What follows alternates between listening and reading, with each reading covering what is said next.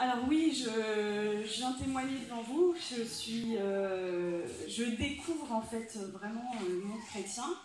Moi, j'ai grandi dans la religion et la culture musulmane. Et en fait, il y a un mois, on m'a annoncé une suspicion de cancer des 2 ovaires qui m'a vraiment abattue. Et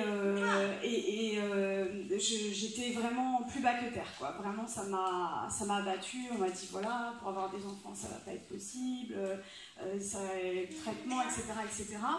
Et une semaine, 10 jours après, j'entends parler de Jésus. J'avais déjà entendu parler de Jésus, puisque tout le monde sur cette terre, je pense, a au moins une fois entendu parler de Jésus.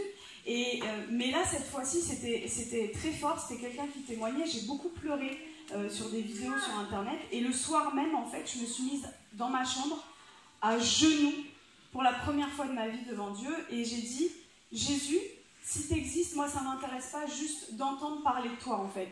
Je veux te voir maintenant, tout de suite, je veux te voir. Et je veux te voir d'une façon que plus jamais je puisse douter de toi. C'est vraiment ma prière, du plus fond de mon cœur, du plus profond de mon cœur. Et il est venu en fait. Il est venu et en fait, si vous voulez, dans ses yeux ne sont pas comme les nôtres, c'est-à-dire qu'il y a tous les univers à l'intérieur. Et il m'a transpercé en fait en plein cœur avec son amour. Et il m'a donné une envie qui, pour quelqu'un qui a grandi dans la culture musulmane, est incompréhensible. C'est-à-dire qu'il m'a donné envie d'être baptisée. Je ne comprenais vraiment pas quoi. Parce que, voilà, dans ma culture, le baptême, c'est quelque chose de... Et le lendemain matin, je me réveille, je cherche partout où est-ce que je peux être baptisée. Donc, je regarde les églises catholiques, protestantes, tout. Il n'y a rien qui me disait. Je dis, maintenant, oriente-moi, quoi. Et donc... j'ai rencontré Jésus le 11 juillet, le 13 juillet, j'étais baptisée. Amen. Et le soir même, je me retrouve dans ma chambre, et en fait, juste pour vous dire, j'avais des douleurs depuis 4 ans, tous les jours. Tous les jours, j'avais mal, en fait. Et le soir même, je me retrouve dans mon lit, et je commence à parler une langue où je comprends aucun mot. Et chez les musulmans, tout ça n'existe pas. Donc, j'avais jamais entendu parler du parler en langue, etc. Et j'ai parlé pendant 3/4 d'heure, 1 heure, une langue que je ne comprenais rien du tout. Et à la fin, ça s'est arrêté. Et là, mes douleurs, pour la première fois depuis 4 ans, disparues. Plus de douleurs. Là, je dis, ok, je suis guérie, je dois aller voir mon gynéco. Mardi 17 juillet, c'est-à-dire il y a 2-3 semaines, quoi. Je vais voir mon gynéco. Et il me dit, vous avez fait votre IRM, les marqueurs tumoraux, Et il me dit, alors c'est pas un cancer malin, mais c'est une maladie d'un stade très très sévère. On va opérer, etc. Et là, je le regarde et je lui dis, vous savez pas ce que je vais vous dire, mais je suis guérie. Je lui ai pas dit, je pense être guérie, je lui ai dit, je suis guérie. Et il a rigolé un petit peu, il m'a dit, parce que le déni de la maladie existe en médecine, quoi, chez beaucoup de monde. Et il m'a dit, allez, on va faire l'examen. Et donc, mardi 17 juillet, il me fait l'examen, il n'y avait plus rien en fait. Et sur mon ovaire droit, il y avait 2 images. Donc, il arrive sur l'ovaire droit avec la sonde et il me dit, ah, il y a 2 images. Et il me dit, ah, mais attendez, ce sont les follicules de maturation. Les follicules de maturation dans les ovaires, c'est ce qui donne les ovules en fait, pour la reproduction. Et moi, j'en avais plus. Et là, il retire la sonde, il me dit, allez, vous allez m'expliquer ce qui s'est passé. Je lui raconte que j'ai rencontré Jésus, etc. Et il me dit, bon, écoutez, parce que je suis médecin juste à côté de chez lui, dans le cabinet. Il me dit, bon, moi je vous crois parce que je suis juif, mais gardez ça pour vous. Et j'ai rigolé, je lui ai dit, je veux que le monde entier sache que Jésus est vivant.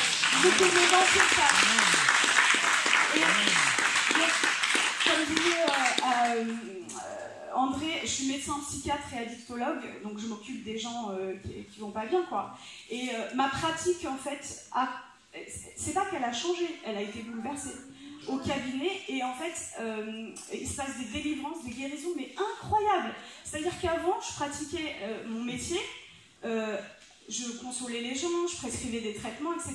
Et je renie pas du tout, j'ai fait 13 ans d'études, je renie pas du tout ça.